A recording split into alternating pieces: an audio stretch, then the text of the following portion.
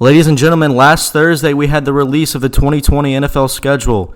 It gave us huge matchups for this season. And right here on the show, we give you the 6 games to look forward to. And also, another edition of Hot Takes News and Rumors. Mike Tyson returns to the ring for charity and a plan for MLB to get back on the field. We have more right here on the Hot Take Podcast. Shut up and sit down.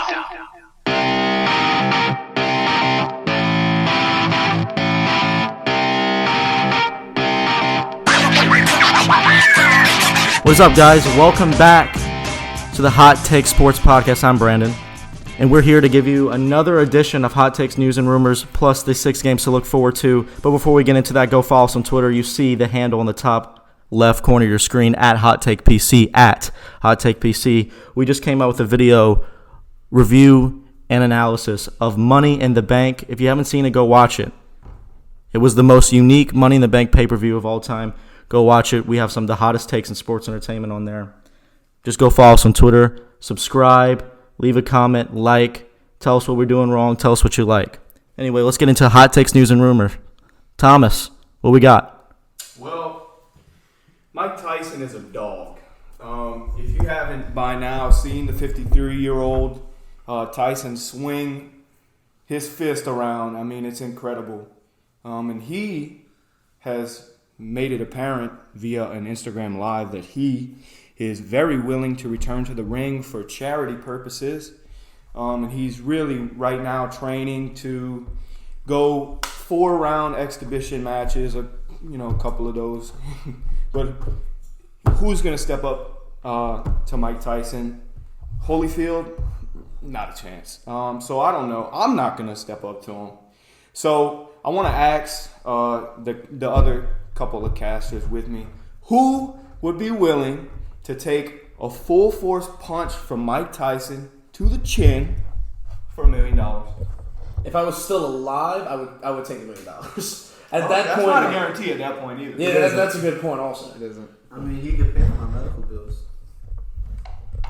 I don't think I would. No, man. Not even close. That's not part of the deal, Jay. Yeah, I don't think I would either. That dude's basically a weapon. He can kill you with one punch. I mean, $1 million is a lot of money, but that punch would kill you. He puts one punch man to his knees. Who right now in professional boxing has the best chance? Not Wilder. Mike Tyson is one of the greatest technical boxers in the history of the sport. So you don't think Tyson Fury? Tyson Fury, I was just about to get into that. I think he right now is the best shot just because of his astronomical size compared to Tyson. I mean, I think he has the best shot. All right, thanks, Thomas, for that Mike Tyson. A really nice returning to the ring for charity. And coming up, we got plans for the MLB to get back on the field. Tristan, you got the latest on that. Yeah, thank you, Brandon. I don't know about y'all, but I am very ready for baseball to be back. We missed opening day back 2 months ago, so we've been waiting for it. But some exciting news. On Monday, Commissioner Rob Manfred, he announced his plans to restart the MLB season. This plan was approved, but as you know, it can be assumed that this first proposal will be changed and modified. The plan is as followed. There will be an 82-game regional regular season with a universal DH. There will be 30-man active rosters, 14 teams in the playoffs with games played in the home cities, and a 50-50 revenue split for players and owners. The hope is that opening day will be in early July, and coaches will have the option of conducting spring training at their spring training complex or at their home ballpark in June. To explain this regional schedule, it's to limit travel by players. There will be 2 East, 2 West, and 2 Central divisions that will play each other. The universal DH is there to protect pitchers as the shutdown could result in increased injury risk. And increasing the number of teams in the playoffs is a fair move to make up for the shorter season. Teams with the best record in each league will get a wild card bye, and the 2 other division winners and the top wild card team will each host a best-of-3 game series. Finally, the final 2 division winners pick their wild card opponent, and the last 2 wild cards are paired together. I think this is a great idea to get baseball back up and running. It really just depends on this virus. But what do y'all think about this whole universal DH thing with the NL is not going to have DHs? Right. Same thing as the AL. I mean, that's a big difference. I think the fans would enjoy baseball, whether it was with either with a DH or not with a DH. I think a lot of people really want to see sports back in general. I think it'll be a stretch, but I think the MLB's doing a pretty good job of what they're doing. I think they're mixing up things and trying things that are fit for the situation. And so I think people that really love baseball will kind of have to get used to some of that. Oh yeah. But I think it would be a good addition to what they're actually doing. It's already been a concept that they should make DHs universal because nobody wants to see a pitcher hit. All they're gonna do is bunt or strike out. I mean, you'll see the occasional home run every now and then. Madison Bumgarner hit a home run, but that's it. Yeah, I want to hit on the point you said that the division winners get to pick their wild card. Yes, the last two division winners will pick their wild card teams to play. Yeah, I remember there was a huge outrage on Twitter and social media about that decision when I remember Trevor Bauer was very pitcher for the Reds. Yeah, he's on Twitter a lot. Yeah, he was very outspoken that he hated that idea and said the commissioner had no idea what he was doing. I personally don't like that. I don't like the idea that they get to pick their opponents because I feel like that goes against the baseball tradition. But I also see how that can attract new viewers. That's going to attract new viewers and new fans. The idea of I feel like maybe like reality TV fans, the idea of picking your opponent is that allows for another program, more TV views. But personally, as a baseball fan, I don't think I don't like it either. And honestly, I think baseball's been trying to get more different things every year. And I guess this is one of those things where they all came into fruition with it, and they'll see what happens with it. It's kind of a two-way street though, because you're gonna have a lot of fans that want baseball to be traditional. I mean, it's America's sport, and it's been around for the longest, and they're not gonna want to see change. Or you're gonna have those fans that do want to see change, and that's why viewership has been going down in the MLB. So it'd be interesting to see, how that plays out. Yeah, it's definitely, whether you like it or not, it's definitely something to look forward to. And it's something that's going to be different. Like Tristan said, the ratings have been going down. Something to throw in there for potentially new viewers.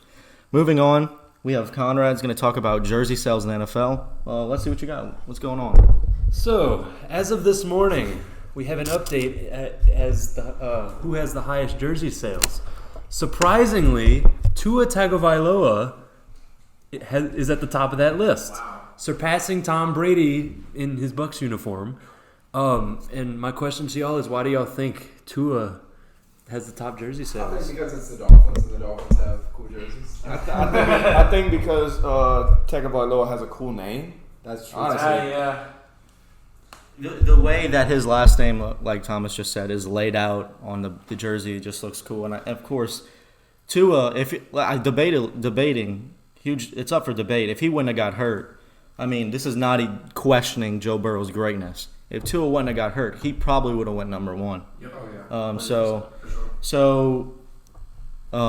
Him coming out of injury and his story and what he could do for the Dolphins, especially since Tom Brady's out that division.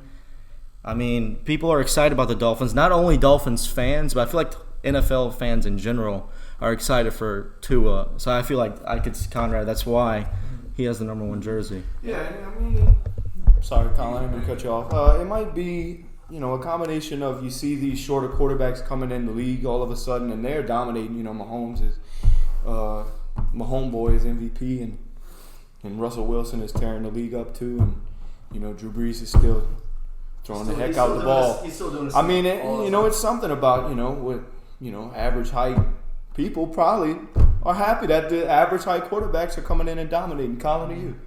Yeah, I agree with that one. I think a lot of people, and this just goes for any draft, you can see it in other past years and everything. You can look at Jameis Winston, you can look at Marcus Mariota. The thing about first round quarterbacks has not been a great thing in the future for their careers in the NFL. I feel like with Joe Burrow, it might be a little tiny bit different, but at the same time, I think if Tua is going to have a really good career with the Dolphins, there's still going to be people that's going to doubt both of them. You can't run away from that. There's always going to be somebody doubting you who could be right next to you. You know what I mean? But I feel like with Tua, it's going to be something to watch for rather than all the hype, because everybody hypes on one thing and they just go out and make it overhyped and everything. And I feel like with Tua, it might be a little bit different because they're not going to hype it as much. But I feel like Tua's still going to get enough hype to where he's going to get enough of a good fan base and to where he's having a good career in the NFL. Yeah, and I mean, you look at the Dolphins in general. When was the last time they had a quarterback of this magnitude coming out of college? Ryan Tannehill he didn't really cut it that much in Miami. Of course, he's balling in Tennessee. Honestly, Marino. You think? Dan Marino. Yeah. So I mean, it makes sense why Tua would have a high selling jersey. It's just I wasn't expecting him to have the highest selling jersey. Yeah, right. And them throwbacks, them things look good. Not gonna lie. Sure. Yeah, that's going to wrap it up on Tua. Now, moving on, we have news on Jay Cutler's drama with his wife. Jacob, take it away. Yes, thank you. So I saw this on Twitter the other day, and I just find it really funny how the situation is going down right now. So Jay Cutler and his wife of 10 years are getting a divorce. Rumors says his wife was trying to go out and work out with her friends and then accused Jay of being lazy because he wanted to be with his family during all this quarantine going on. So Jay, who was a multi-million-dollar quarterback previously in the NFL for the Bears, he was accused of mooching off of his wife with her businesses. I say that in quotes because it's said her businesses are not doing well. It's actually his wife who's mooching off of Jay. Anyways, he ended up freezing his bank accounts and told her to get a job. And as of right now, there's no legal papers that have been released yet. So we'll just see what happens with that situation. I mean, she's successful too. She has her own, I don't know, I think it might be a jewelry company, something like that. She's very successful too. They both make a lot of money, which is kind of weird that, that whole thing went down. It's just drama, I mean, it's a divorced couple. That's all it is. Boss move by Cutler, though. Yeah. I think getting rid of that toxicity is going to help him a lot. Yeah, not really much to talk about on this one. This is just Jay Cutler. He gained a lot of fans this weekend. I'll tell you that he gained a lot of fans. Now moving on, we got ticket prices for this season. Colin, take it away. Okay, so about maybe a couple weeks ago, we were looking at Las Vegas. Well, actually, a couple days ago, excuse me. We were looking at Las Vegas Raiders versus the New Orleans Saints, and the Vegas Raiders are actually opening up a new stadium. In week 2, they'll be opening up with the Saints. And so, looking at the Monday night game that they're going to be having, we looked at prices all the way at the very, very top, at the nosebleeds and everything, and it rounds out to about $693 just for the nosebleed seats. Now, check this out. If you go in and get another ticket, plus with all the fees and everything like that, you add it to a total of a whopping $1,300 just to get one ticket in the nosebleeds. Now, I'm not a sports guy. I mean, I am a sports guy, but I don't really think about ticket sales and everything like that. But I think it's pretty ridiculous when you're paying $1,300 for a average team with a really, really cool stadium. I mean, it's not like it's nothing close to what the national championship is, and that was $1,500 just to go on the top of the nosebleeds for that this season. So I think it was just a ridiculous insight on this season. Yeah, it's because of that new stadium. Really because of the new stadium and moving to Las Vegas. You got that inflation. You know that's it. So that's gonna wrap it up on this edition of Hot Takes News and Rumors. Now we're going to move on to the games to look forward to in this 2020 NFL season. And starting it off on week 1, Thomas, number 1 game to look forward to. Yeah. So I have week 1. It's going to be the Tampa Bay Buccaneers and the New Orleans Saints. And one simple word will inevitably explain what this first NFC South game will go down as in the Dome, and that's a shootout. When you have the number 1 and number 2 leading quarterbacks in yards and touchdowns in NFL history, Breeze being top in both respectively, a monumental game will take place. I'm going to define absolute quarterback excellence with a few career statistics. 151,987 yards, 1,088 touchdowns, 27 Pro Bowls, and 7 Super Bowls. The two combined to create one of the most illustrious career stat lines known to modern football.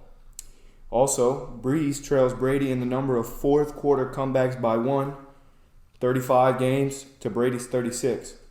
This game will go down to the last possession, I believe. So that stat matters big time. And under a minute with the ball in their hands, down by a score, you won't have any fingernails left to chew, as one of them beautifully constructs the go-ahead or overtime forcing drive. It's so easy to get hung up on the pigskin slingers. Let's talk about who's receiving the ball. Mike Thomas, Mike Evans, but only one of those Mikes are unguardable, and you know who it is. Lattimore has Evans' number every matchup. I give the edge to the Saints receiving core as Breeze has been together with them longer than Brady has with his. It's a chemistry thing. But damn, Brady is in love with Gronk.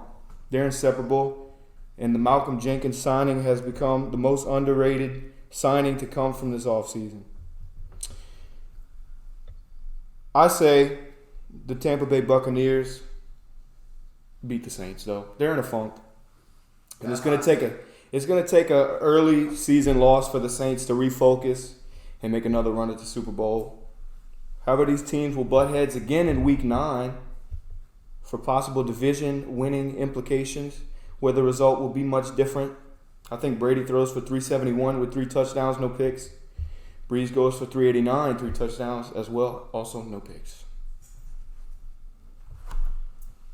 Okay, I have our next matchup. It's week 3 of this NFL year. I have the Kansas City Chiefs and the Baltimore Ravens. Last year, it was the exact same matchup in the exact same week. And we all know this was the AFC Championship everyone wanted to see last year. The Ravens were knocked off by that stout defense of the Titans in the playoffs. And Kansas City, went on to win that Super Bowl.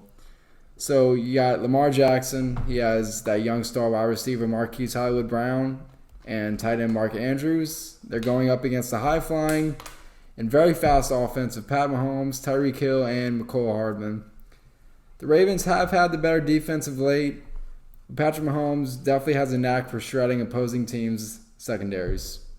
Their Week 3 matchup in 2019 was as good as advertised, as both teams combined for 1,000 yards and almost 60 first downs. Mahomes threw for 3 touchdowns to hold off Mark Ingram, who had 3 touchdowns himself, and the Ravens to win 33-28. I don't see any one of these teams slowing down in 2020, and both should be 2-0 heading into this matchup in Baltimore. In my prediction, I give the edge to the reigning MVP Lamar Jackson and the Ravens, as they will control Mahomes and take the win by a final score of 45-38 in the high-scoring contest. Next, we have Colin. I like that. So, I got the Titans and the Colts in Week 12. Now, by this point, teams will be looking to either pack their bags and go to the playoffs, pack their bags and head home, or maybe a panic spot in the middle. With the new playoff scheme going into effect this season, I don't suggest anything but brutal competition, especially if you're in the South.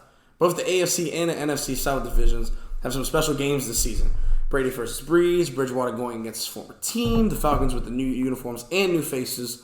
While in the AFC, you have Rivers making his debut in another division, and the Titans hopefully putting themselves in a position to win over the reigning division champ Texans and claim a better seed this postseason than what they were with last postseason. I think the Titans may carry a good streak heading into the later games, and with the Colts at home, this rivalry might be a turning point, and the Colts having the new weapons such as Jonathan Taylor, Michael Pittman, and Denny Pinter, the Titans picking up Christian Fulton from LSU and Chris Jackson out of Marshall, should give the Tennessee squad a strong campaign for the 2021 season. I give it to the 27-17 Titans, and I think the Titans will probably make it all the way with the AFC South champions. We turn it over to Jacob for his pick. Yeah, so Week 12, I have the Dolphins and the Bengals. This is the 2 worst teams in the AFC as of 2019, and better yet, it's college rivals from the 2018 and 2019 seasons. Tua, who was supposed to be the number 1 pick in the draft before his injury, versus the hottest rookie in the draft and number 1 pick, Joe Burrow. Both teams have done well picking up rookies that are hot after a good season, and this game will be one to look for. 2 outstanding quarterbacks, both on teams in desperate help, and I predict this will be the game of the week.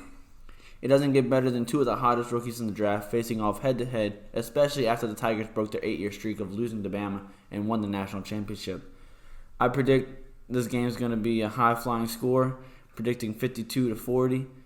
Both teams have really weak defenses, so I think their offenses are going to pick up in this game. I think the Bengals are going to take it over. Heading into Conrad, we have Week 13.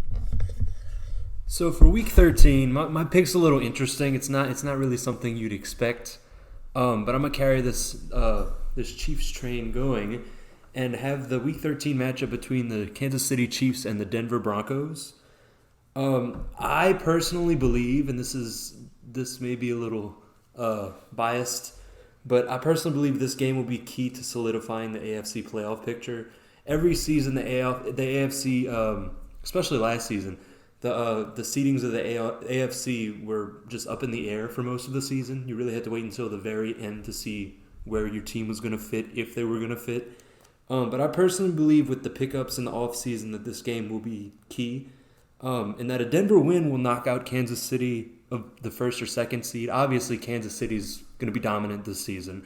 Obviously, well, in my opinion, they're going to be one of the top 2 seeds unless Denver pulls out a victory in this, which will knock them out of the top 2 seeds. And a Kansas City win will ultimately, I believe, knock out Denver from their playoff spot. The game is in Arrowhead, which is a very difficult place to play for opposing teams, but I do expect a nail-biter. If we look back at last season's game in Arrowhead, which was the better of the 2 games, Denver held a strong Kansas City offense to only 23 points, which is the second fewest points scored by Kansas City last season, behind the embarrassing loss against the Colts. With a better defensive front, better DBs, and an offense filled with weapons, Denver can make this tough for Kansas City. I personally have Kansas City winning the game solely because they're going to be in a close to unstoppable front this season. But I do believe this game will be key to assigning the AFC playoff picture. And now for the next game, Brandon. Yeah, for the last game here, I have Week 15 Chiefs at Saints. I know we've been saying a lot of Chiefs. I'm not gonna give you stats because you heard a lot of Drew Brees stats. You heard a lot of Patrick Mahomes stats. Let's just open this up for discussion here. You have the reigning MVP, one of the last MVPs, and Patrick Mahomes, who just won a Super Bowl, and Drew Brees is one of the best to ever do it. I mean, like I said before on one of these podcasts, that Patrick Mahomes has accomplished a lot in the NFL, but this guy has never stepped in the dome. And if you know, the dome is one of the hardest places to play in as an opponent. So this matchup in Week 15, major playoff implications, major, especially this far in the season. So yeah, Patrick Mahomes visiting Drew Brees in the dome. Personally, I have the Saints taking this one 27-21. I think, like Jacob said earlier, the Dolphins picking up Tua. That's going to be they're probably going to be hotter than you think. So the Chiefs coming off that game, I think they're going to be a little banged up going to New Orleans, and going into New Orleans a little banged up is not the shape you want to be in. So I think the Saints have a slight edge in this one, 27-21. You got two future goats going at it. But like I said, Patrick Mahomes he's been to a Super Bowl. He's been to 2 AFC Championship games, but this guy has never experienced what he's going to experience in Week 15. I'll tell you that those Saints fans are going to be crazy, especially when they see Patrick Mahomes on third down late in the game, last drive. Yeah, they're going to be loud as hell. So before we wrap it up, I want to open up for discussion. Out of all the games we just said, what do we think the number one game in this season is going to be? I would have to say realistic, going from last season, like the stats and everything of last season, I would say the Chiefs and the Saints. But if we're going to this season, with all the new pickups and everything, I would have to go with the Bucs and the Saints. I think that with Tom Brady and how much is on the line in the first game, and especially in Week 9 also, and the fact that they're in the same division gives them a lot to look into. I think that's going to be a really, really interesting game to watch. And I think the Saints might maybe win Week 1 and maybe lose Week 2 or vice versa, or win both. You never know. But I think it's going to be very interesting for the fans, especially for both teams, and just football fans in general, just to see Brady and Brees go at it twice a year. Yeah, that Week 1 game is going to be crazy because how many times does Brady go to the Dome? I mean, not often. So, yeah, it's a tough question, but I'm going to go with Chiefs Saints. It's just people are still,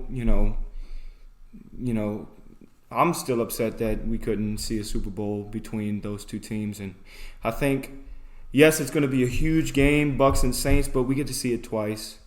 But also, I mean, if it's a complete shootout, like I predicted to be, maybe Week 9's matchup between the two teams becomes one of the most watched games in NFL history. Who knows? Yeah, I'm gonna shake it up here. I'm personally excited to tune into Bengals Dolphins here to see Joe Burrow versus Tua. That's gonna be must-see TV, must-see football. Especially as a football fan, man, they're gonna go at it because this is their first year. They have their contracts and their season on the line. Even though Joe Burrow is the number one pick and Tua was first-round pick, if they don't show up, these guys are not going to get a contract. They're not at that status yet to where they can have an off-season on their first year and not get the money. So these guys are going to be fighting for their careers and just fighting for their ego. These two were battling out for the number one pick before Tua got hurt. And, yeah, I'm excited to tune into this game. This game's going to be a good one.